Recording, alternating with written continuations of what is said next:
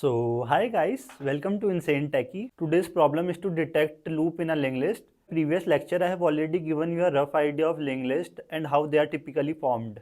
So as usual, like my other videos, I will break down this video into 3 sections. Start off, firstly I will clarify the problem statement for you. In the second section I will clarify the logic of the program to you, as we already know now what is linked list and how it is created. So in the third part I will write the pseudocode for you. So one thing to note here is, in this discussion I will cover the highly important Floyd cycle detection algorithm, which is a very favorite topic of an interview. So please don't skip that. Okay, so let's begin our session. So what is our problem? So our problem is we have to find loop in a linked list.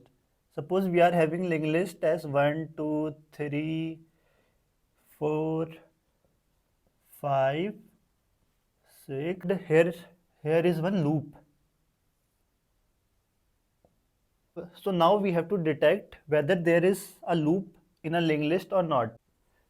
So this would be our input. So we have to write true if a loop is detected and false if loop is not detected. So in this case loop is detected, so I will write true here.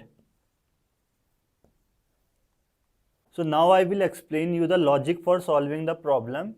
Next we will proceed to write the pseudocode. So I will take the same example, 1, 2, 3, 4, 5, 6, and here is one loop. So we will take 2 pointers, one slow pointer and one fast pointer, and we will start both from the head. So slow pointer and fast pointer. So in the second iteration, fast pointer will move to 3 and slow pointer will move to 2. Third iteration, fast pointer will move to 5 and the slow pointer will come to 3. The fourth iteration, fast pointer will come to 3 and slow pointer will come to 4.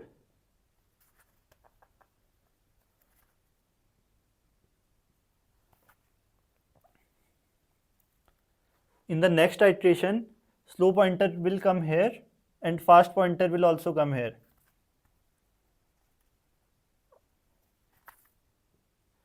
So when we meet this condition, we can say that okay, cycle is detected. So here we can output it as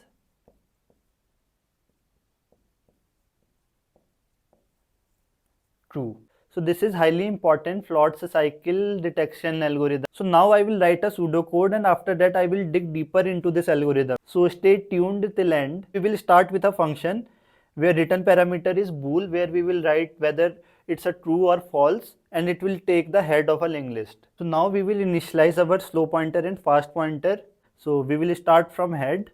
So the next step is to iterate a linked list, and we have to move the slow pointer with 1x speed and fast pointer with 2x speed.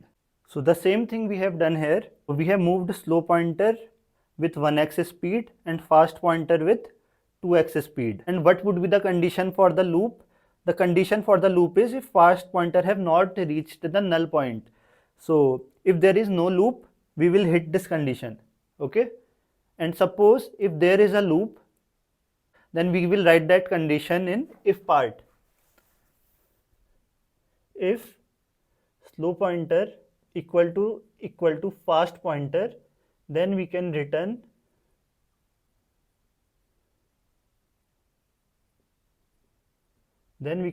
true.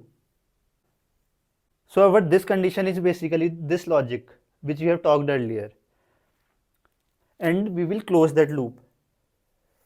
So if suppose this condition satisfied, it means like there is no loop, right? So we will just return false after this.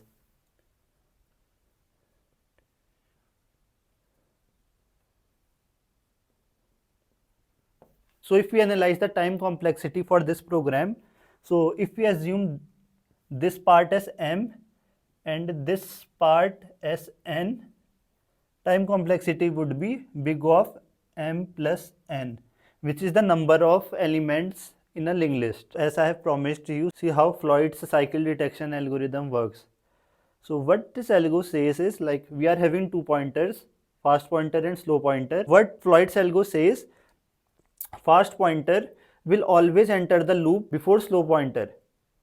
So in the first iteration, both will start from the head. In the second iteration, slow pointer will move to 2 and the fast pointer will move to the third. So the main story begins from the third iteration, and what Floyd's algo says, maintain one distance variable, that is k here. So the value of k would be difference between the slow pointer and fast pointer. So in our case right now it's 2.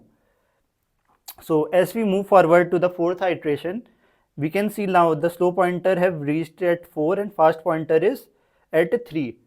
So and the value of k would be incremented by every iteration now. So now the value of 2 will become 3. So in the final iteration, now both fast and slow pointer is pointing to 5. So it means that there is a loop and value of k will be incremented by 1. So now the value of k would be 4. So the most interesting part here is the value of k would determine how many elements are there in a loop. So here you can see k is 4. So there are 4 elements in a loop, 1, 2, 3, 4. So hope you would have understood it. So in case you have any doubt, please ask your questions in the comment section below. Yeah, okay, bye.